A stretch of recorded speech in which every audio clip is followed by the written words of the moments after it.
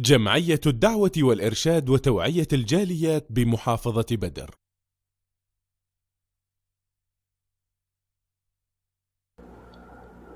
الحمد لله رب العالمين والصلاة والسلام على اشرف الانبیاء والمرسلین اما بعد. محترم سامعین و ناظرین، جس طرح کے زبان اللہ رب العالمین کی ایک بہت بڑی نعمت ہے اور اس زبان کے ذریعے انسان جنت کا حقدار بھی ٹھہرایا جاتا ہے، اور اسی زبان کی خرافات اور ان کی آفات کی وجہ سے انسان جہنم کا ایندھن بھی بن جاتا ہے. آج میں آپ کے سامنے ایک ایسا عمل بیان کروں گا جس کی وجہ سے انسان جہنم کا ایندھن ڈکلیئر ہو جاتا ہے،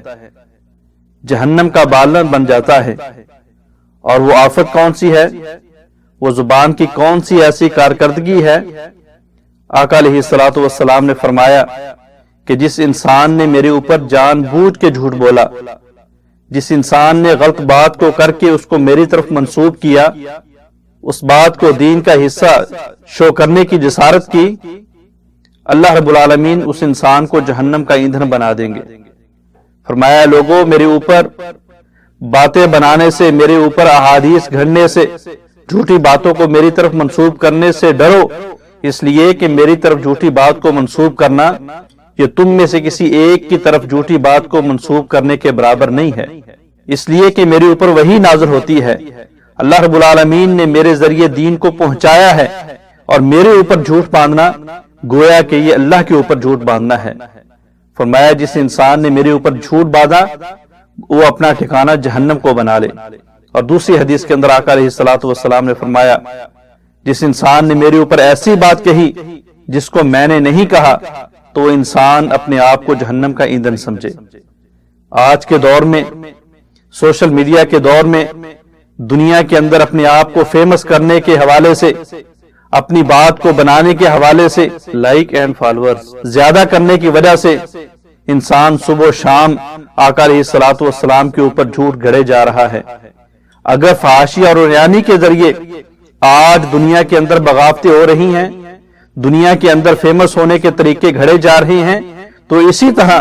صبح و شام غلط باتیں نبی علیہ الصلوۃ والسلام کی طرف منسوب کر کے ان کو لوگوں کو بھیجی جا رہی ہیں، اور اپنی بلے بلے اور اپنی واہ واہ کے لیے، لوگوں کے لائکس حاصل کرنے کے لیے آقا علیہ الصلوۃ والسلام کے اوپر جھوٹ بولے جا رہے ہیں. اور آقا علیہ الصلوۃ والسلام نے فرمایا، لوگوں اس دن سے ڈرو جس دن دجال آئیں گے، کذاب آئیں گے، وہ ایسی ایسی احادیث گھڑیں گے، ایسی ایسی باتیں گھڑیں گے جن کو نہ تم نے سنا ہوگا اور نہ ہی تمہارے اباء و اجداد نے سنا ہوگا. وہ لوگ تم کو بھی گمراہ کریں گے اور تم میں بعد میں آنے والے لوگوں کو بھی گمراہ کریں گے.